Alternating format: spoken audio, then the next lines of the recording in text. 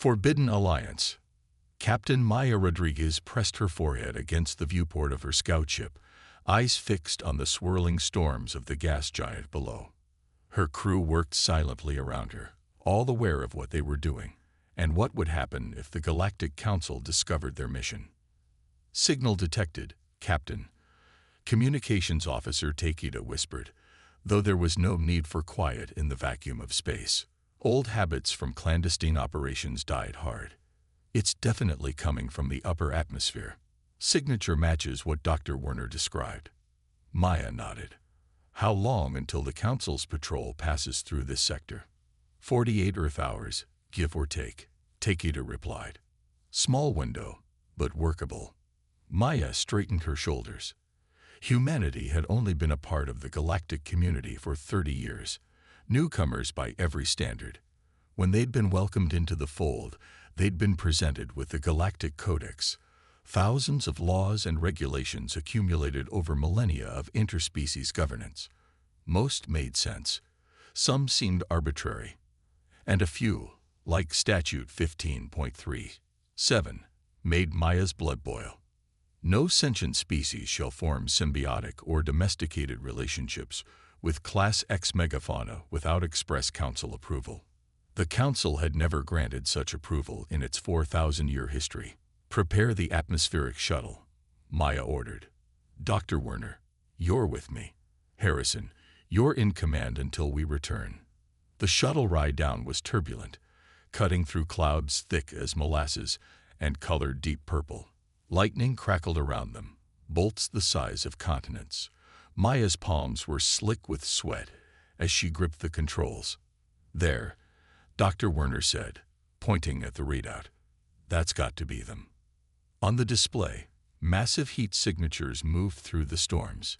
Each one was easily the size of an aircraft carrier, drifting through the atmospheric currents with impossible grace. The Titans.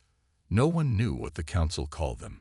Humans had given them that name after the first secret expedition 3 years ago reported back. The Titans weren't native to this gas giant or to any known system. The Council had relocated them here centuries ago, far from established trade routes and colonies. Quarantined them. I'm still picking up the distress signal, Werner said. One of them is definitely injured. Maya nodded grimly. This wasn't just an observation mission anymore. When they'd intercepted the psychic distress call, how the Council had missed that the Titans were telepathic was beyond her. The mission parameters had changed. Bringing us in closer, she said, diving the shuttle deeper into the maelstrom. The creature emerged suddenly from the clouds, and Maya's breath caught in her throat. It was magnificent. Its body was serpentine, but with multiple sets of wing-like appendages that it used to navigate the brutal air currents. Its skin shimmered with bioluminescence, rippling blues and purples that seemed to mirror the storm around it. Near what Maya assumed was its head, a gash leaked phosphorescent fluid into the atmosphere. It's huge, Werner whispered. The scans didn't do it justice. The Titan was at least 500 meters from end to end. As they watched, it turned toward them, revealing eyes the size of their shuttle. Deep, intelligent eyes that fixed on them with unmistakable awareness. Maya felt something brush against her mind, not invasive, just curious, questioning. Do you feel that? She asked. Werner nodded, face pale. It's trying to communicate. Maya opened her mind as she'd been trained to do by the expedition psychics back on Earth. The touch became stronger, and suddenly she was flooded with images and sensations. Pain from the wound, curiosity about the tiny metal object approaching, and something unexpected, loneliness. It's been waiting for someone to come, she realized aloud. They all have. She guided the shuttle closer, against every protocol, every instinct for self-preservation. The Titan watched them, unmoving now. The medical kit, Maya said. Can we adapt it for something this size? Werner looked at her like she'd lost her mind. You want to treat it. Out here, we're talking about a creature that could swallow our shuttle without noticing. That's exactly why we need to try, Maya insisted. The Council is wrong about them. They're not mindless monsters. They're intelligent, and they're suffering. It took hours to adapt their equipment, and more hours still to convince the Titan to allow them close to its wound. By the time they finished applying the regenerative compound to the gash, both Maya and Werner were exhausted. But the Titan's gratitude flowed through their minds like warm honey, and when it finally drifted away into the clouds, Maya knew they had made first contact in the truest sense. When they returned to the scout ship, Maya made her decision. "We're not reporting this to command," she told her stunned crew. "Not yet." "Captain, that's—" Harrison began. "Necessary," Maya cut him off. "If we report this through official channels, the Council will know immediately. They'll either double down on keeping the Titans isolated or worse, decide they're too dangerous now that we know they're telepathic." "What are you suggesting?" Takeda asked quietly. Maya looked around at her crew, all humans, all chosen for this mission because they shared her convictions about the Council's restrictive policies. "I'm suggesting we establish regular contact. Learn from them. Let them learn from us. Build trust." "You're talking about violating one of the Council's most strictly enforced statutes," Harrison pointed out. "I am," Maya agreed. "And I'll take full responsibility. Anyone who wants no part of this can transfer off at our next port." No one requested a transfer. Over the next 6 months, Maya's crew made regular, secret trips to the gas giant. They learned that the Titans, 27 of them in total, had once been spread across multiple galaxies before the Council rounded them up centuries ago. They learned that the Titans could manipulate gravitational fields naturally, allowing them to propel themselves through space as easily as atmosphere. They learned that the creature's telepathic abilities were not just for communication, but served as a form of collective memory. Each Titan carried the experiences of all. And most importantly, they learned that the Titans were lonely. They had evolved alongside smaller sentient species, forming symbiotic relationships that benefited both parties. The Council had severed those relationships, isolating the Titans for fear of their power. "They need companions," Maya told Admiral Chen during her classified briefing on Earth. "And we need them." Admiral Chen's expression was grave. "You realize what you're proposing. If the Council discovers humans bonding with Titans, they'll do what?" Maya challenged. "Sanction us.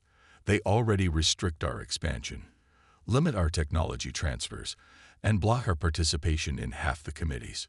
What more can they do?" "They could expel us from the galactic community entirely," Chen warned. "Maybe that wouldn't be such a bad thing," Maya said quietly. "Not if it means we're free to make our own decisions about who we call friends." Chen studied her for a long moment, then nodded slowly. "The Security Council has reviewed your reports. They've authorized a limited bonding program. Volunteers only, and everything stays off the official records." Maya felt a surge of hope. "How many volunteers?" "More than you'd expect," Chen said with a small smile. "It seems many of our people feel restricted by the Council's idea of humanity's place in the galaxy." The first human-Titan bonds formed within weeks of the program's initialization. The process was unlike anything Maya had imagined. Humans with strong psionic potential, rare but not unheard of in the population, formed deep mental connections with individual Titans. The bond allowed constant communication regardless of distance and a sharing of sensory experience that was, by all accounts, profound. Maya's own bond with the first Titan she had encountered, now named Oceanus by mutual agreement, was among the strongest. Through Oceanus's eyes, she could see the electromagnetic currents of space, the gravitational wells of planets and stars. Through her eyes, Oceanus learned about human society, art, music, and the complex political dance of galactic politics. As more bonds formed, the Titans began to leave their atmospheric prison, following their human companions back to the Sol system. They established themselves in the wide spaces between planets, their massive forms drifting in solar orbit like living satellites. Some ventured to Earth itself, floating high in the stratosphere, their bioluminescent displays visible from the ground like new constellations. The program remained secret for almost a year, until the day a Council inspection fleet arrived unannounced at the edge of the solar system and detected the Titan's presence. The message from the Council was immediate and unambiguous. Remove the Class X megafauna from your system and surrender all humans who have made contact with them for rehabilitation or face consequences. Maya stood on the observation deck of Earth's orbital defense platform, watching as Oceanus and 3 other Titans hovered protectively near Earth, their massive forms silhouetted against the sun. Through their bond, she could feel his determination and his fear, not for himself, but for her and the other humans who had become his family. "They're sending a battle fleet," Admiral Chen said as he joined her at the viewport. "The Council doesn't make empty threats." Maya never took her eyes off Oceanus. "Neither do we." The first Council warships would arrive within days. Earth's defenses were formidable, but not designed to repel the combined might of the elder races, unless, perhaps, they had help from friends the Council had underestimated for far too long. "Tell the other handlers to prepare," Maya said quietly. "It's time to show the galaxy what humans and Titans can do together." As she spoke, Oceanus flared with brilliant light, a signal to his kin. One by one, the other Titans lit up in response, a silent promise visible across the solar system. The battle for Earth's sovereignty and the right to choose their own allies was about to begin. The unbreakable connection. The Council's ultimatum had given Earth 72 hours to comply. They were now down to 24, and the orbital defense platform had become humanity's war room. Dr. Eliza Werner hunched over holographic displays, analyzing data from the latest neural sync between humans and Titans. As Earth's foremost xenobiologist, she had initially approached the Titans as fascinating specimens. Now, she considered them friends. "The synaptic resonance is twice what we recorded last week," she announced to the assembled military and scientific leaders. "The bonds are strengthening exponentially." Admiral Chen nodded grimly. "They'd better be." The Council vanguard just passed Neptune's orbit. Maya stood apart from the others, eyes closed in silent communion with Oceanus. When she opened them, the room fell quiet. "Oceanus has been in contact with the other Titans," she said. "They've agreed to share something with us. Knowledge the Council has suppressed for millennia." She gestured to the central holotable, and the display shifted to show anatomical schematics of the Titans. "Those aren't just navigational appendages," Maya explained, indicating the wing-like structures. "They're gravitational field manipulators. At full capacity, they can create localized distortions strong enough to do what?" General Kaminsky prompted when she hesitated. "To redirect energy weapons, deflect projectiles, even create temporary wormholes for short-distance transit," Maya finished. The Council didn't isolate the Titans just because they were powerful. They did it because Titans can nullify the Council's technological advantages. A stunned silence fell over the room. "That's why they're demanding we surrender anyone who is bonded," Dr. Werner realized. "The bond enhances these abilities. Human creativity paired with Titan power makes us a threat," Admiral Chen concluded, "for the first time since we joined the galactic community." The implications settled over the assembly like a physical weight. Humanity had always been at a disadvantage in the galactic hierarchy, their technology centuries behind the elder races, their territory restricted to a single system while others controlled hundreds. The bond with the Titans could change everything. "Can the Titans teach our bonded personnel to use these abilities?" General Kaminsky asked. Maya nodded. "They already are. But it takes time to master, and time is something we don't have." "Then we need to buy some," Admiral Chen decided. "Diplomatic channels are still open. I'll request a meeting with the Council's envoy. Stretch the negotiations as long as possible." As the meeting dispersed, Maya found herself standing alone with Dr. Werner. The scientist's face was drawn with exhaustion, but her eyes sparked with excitement. I've been analyzing the tissue samples we collected during healing sessions, Werner said quietly. The Titan's cellular structure is unlike anything we've encountered. Their DNA, if you can even call it that, can temporarily merge with human genetic material during deep synchronization. Maya frowned. Is that dangerous? Quite the opposite, Werner replied. It appears to enhance human abilities, strength, reflexes, sensory perception. And it's temporary, reverting once the synchronization ends. But that's not the most remarkable part. She pulled up another set of scans on her tablet. The Titans themselves are changing too, adapting to human physiology in ways that make the bond more efficient. It's a true symbiosis, Maya, one that benefits both species. Maya wasn't surprised.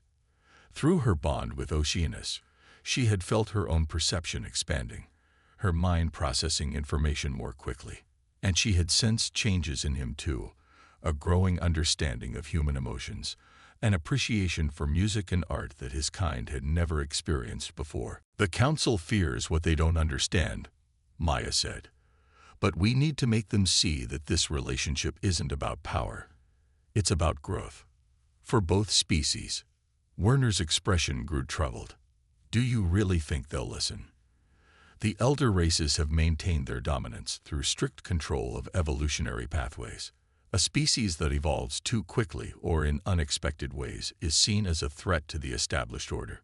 Before Maya could respond, an alert sounded throughout the station. Admiral Chen's voice came over the comm system. All personnel to battle stations. Council diplomatic shuttle approaching. Captain Rodriguez and Titan handlers to briefing room Alpha immediately. When Maya arrived at the briefing room, she found it already occupied by the 12 other humans who had formed bonds with Titans. Like her, they all bore the distinctive neural implants at the base of their skulls, technology developed specifically to enhance their telepathic connection. Admiral Chen entered with a delegation of officers. The Council's High Arbiter has agreed to meet with us, he announced. This is unprecedented. They usually send lower-ranking diplomats to deal with emerging species like us. They're scared, said Commander Jackson, bonded to a Titan named Hyperion. Our alliance changes everything. Which is precisely why this meeting must succeed, Chen emphasized. Captain Rodriguez, you'll lead our delegation.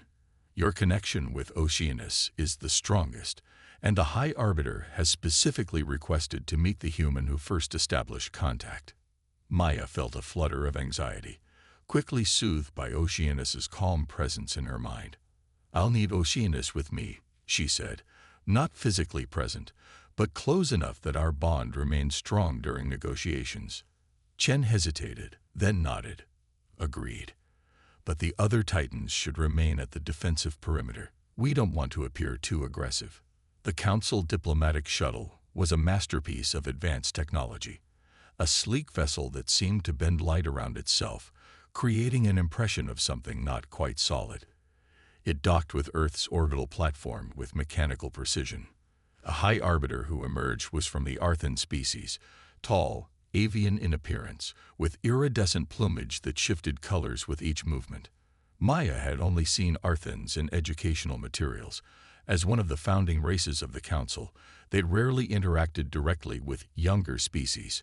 Captain Rodriguez, the Arbiter, greeted her, voice melodious despite the translator.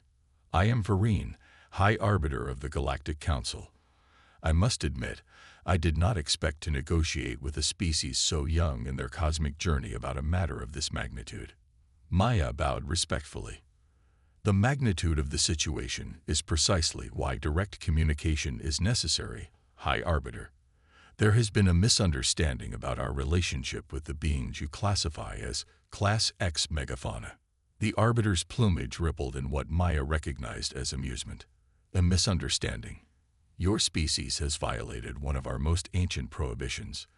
These creatures, the Titans, Maya interjected firmly. These Titans were sequestered for the protection of all sentient life. Vereen continued. They have capabilities beyond your comprehension, Captain. Maya felt Oceanus's presence strengthen in her mind, sharing his memories. his knowledge. With respect, High Arbiter, I comprehend more than you might expect. The Titans have shared their history with us, including how the Council feared their symbiotic relationships with other species. Virine's eyes narrowed. Their previous symbiotes were corrupted by the power such bonds provided. Entire civilizations fell as bonded pairs became tyrants, using their abilities to subjugate others. Or perhaps, Maya suggested carefully, those civilizations feared what they didn't understand and attacked first, forcing the bonded pairs to defend themselves. The Arbiter's plumage flattened against his body, a sign of surprise or concern. You speak with unusual certainty for one who was not present for these events. I speak with the memory of one who was, Maya replied, allowing Oceanus's consciousness to flow more prominently through their bond. When she spoke again, her voice carried a dual timbre, her own, and something deeper, resonant. The Titans remember everything, High Arbiter Virine, including the true reason the Council feared us. Virine stepped back, alarm evident in his posture. You've allowed it to possess you. No possession, Maya assured him, struggling slightly to maintain the balanced consciousness.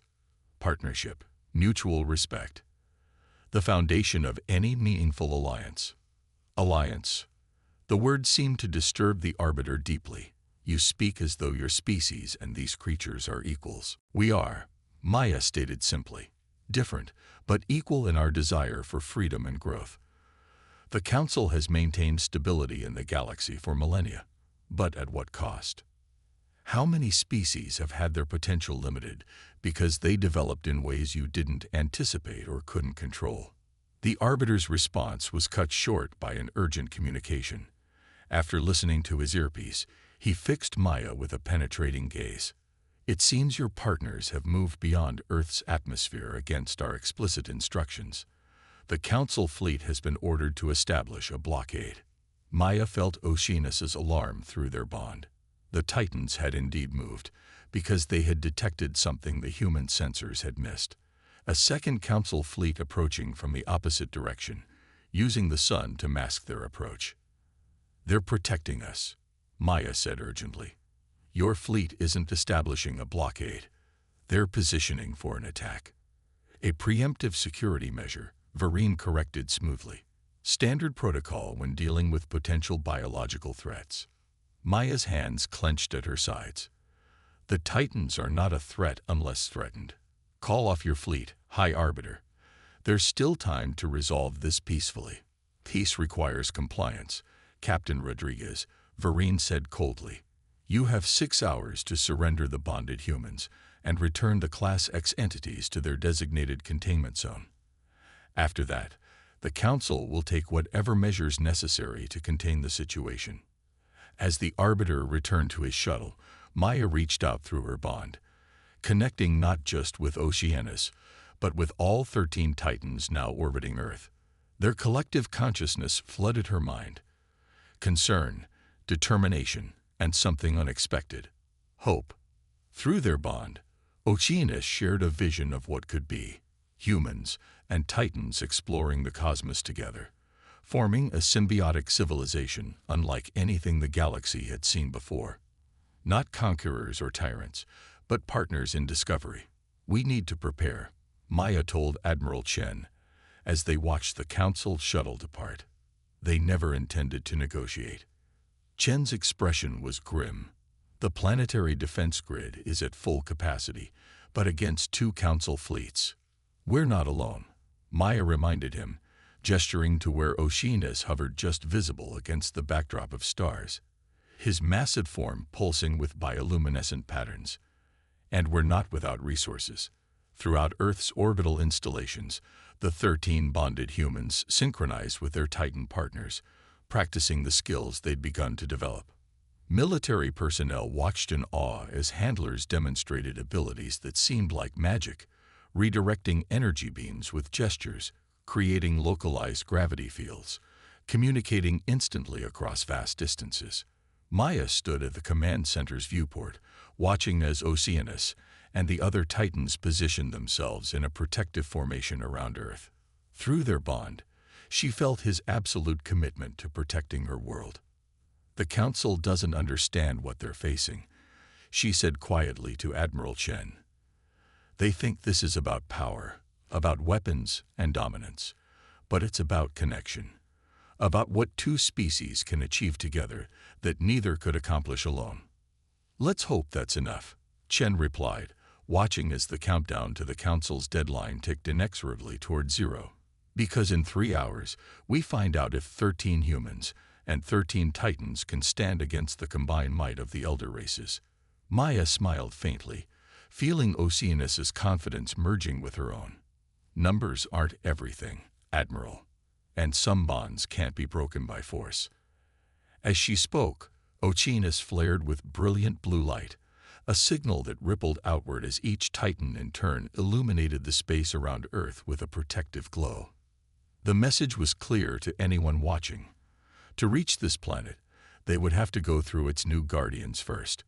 Guardians of Earth. The Council's deadline expired with the silence of space.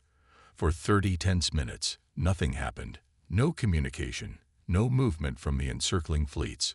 Earth's defenders waited, suspended in that fragile moment between diplomacy and war. Maya stood in the central command hub of the orbital platform, surrounded by holographic displays showing the positions of Council vessels. Through her neural link, she sensed Oceanus's presence, vast, ancient, and utterly focused. Around him, the other 12 Titans maintained their protective formation, their massive bodies forming a living shield between Earth and the gathering storm. "They're powering weapons," announced the sensor officer, breaking the silence. "Both fleets, all vessels." Admiral Chen's face hardened. So that's their answer. No final warning, no ultimatum, just fire. "They're afraid," Maya said quietly. "The Council has maintained control through technological superiority for thousands of years. We represent something they can't control or predict." "All defense platforms to active status," Chen ordered. "Planetary shield grid online. All personnel to battle stations." Through her link with Oceanus, Maya felt a ripple of communication pass between the Titans, not fear, but a collective resolution. These beings had survived the Council's attempts to contain them for centuries. They would not be caged again. The first assault came as a wave of energy pulses from the larger fleet, dazzling spears of coherent light that streaked across the void toward Earth. Before they could reach the planetary defense grid, the Titans moved. Oceanus surged forward, his massive form interposing between the attack and the planet. The wing-like appendages along his serpentine body flared with internal light, generating a gravitational distortion that bent the incoming beams.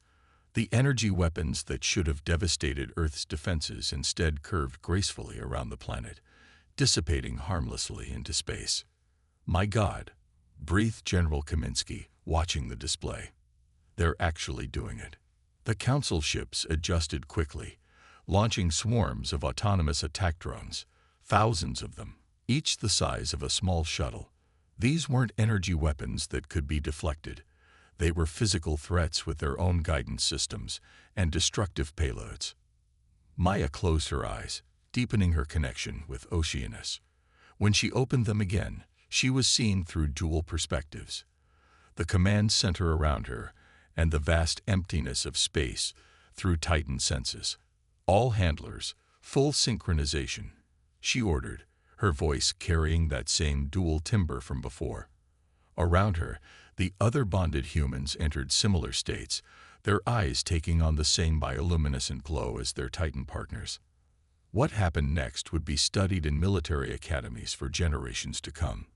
The Titans began to move with impossible precision, their massive bodies accelerating and changing direction with agility that defied their size.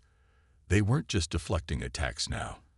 They were actively countering them, using concentrated gravitational pulses to crush incoming drones or fling them back toward Council ships. Through their human partners, the Titans coordinated with Earth's defensive systems. Orbital platforms fired in perfect synchronization with Titan maneuvers, creating layered defensive patterns that no single species could have conceived. On the Council ships, confusion reigned. Their tactical systems, designed to counter known strategies from thousands of cataloged species, could not predict the hybrid approach of human-Titan warfare. When they adapted to counter one tactic, the defenders would immediately shift to another, as if anticipating their responses before they made them. "They're trying to establish a Tachyon communication blackout," one of the human handlers announced.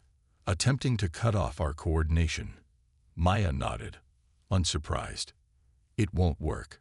Our link with the Titans doesn't rely on conventional communication channels." The Council's next move was more dangerous. Massive ships began positioning for a hyperspace jump, intending to bypass the Titan defense line and appear directly in Earth's orbit, where they could launch planet-killer weapons before the Titans could respond. Maya felt Oceanus's alarm through their bond. And then something else. Determination, followed by ancient knowledge flowing into her mind. "All Titans, gravitational lattice formation," she commanded, the words coming from somewhere beyond her conscious thought. "Humans, channel through your neural interfaces. Full power." The 13 bonded humans began to glow visibly as energy coursed through their neural implants. In space, the Titans arranged themselves in a precise geometric pattern around Earth, their wing-like appendages extended fully. What happened next violated several laws of physics as understood by most galactic civilizations. The space around Earth changed, warped, became something else entirely. When the Council ships attempted their hyperspace jumps, they found themselves emerging exactly where they had started, as if they had traveled in a perfect circle. Again and again they tried, with the same result each time. "They've created a closed space-time manifold," Dr. Werner whispered in awe, watching the readings from her science station. "The Titans have essentially wrapped Earth in a bubble where the normal rules of hyperspace travel don't apply." The Council fleets, realizing their strategy had failed, reverted to brute force, concentrating all their firepower on a single point in the Titan defense network, hoping to break through by overwhelming the single defender. The targeted Titan, Hyperion, bonded to Commander Jackson, took the full brunt of the assault. Through their collective bond, Maya felt his pain, felt his determination not to yield even as the attacks began to take their toll. "Jackson," she called across the command center. "Hyperion can't hold much longer." Commander Jackson stood rigid, blood trickling from his nose as he maintained the deep synchronization with his partner. "He won't have to," he managed through gritted teeth.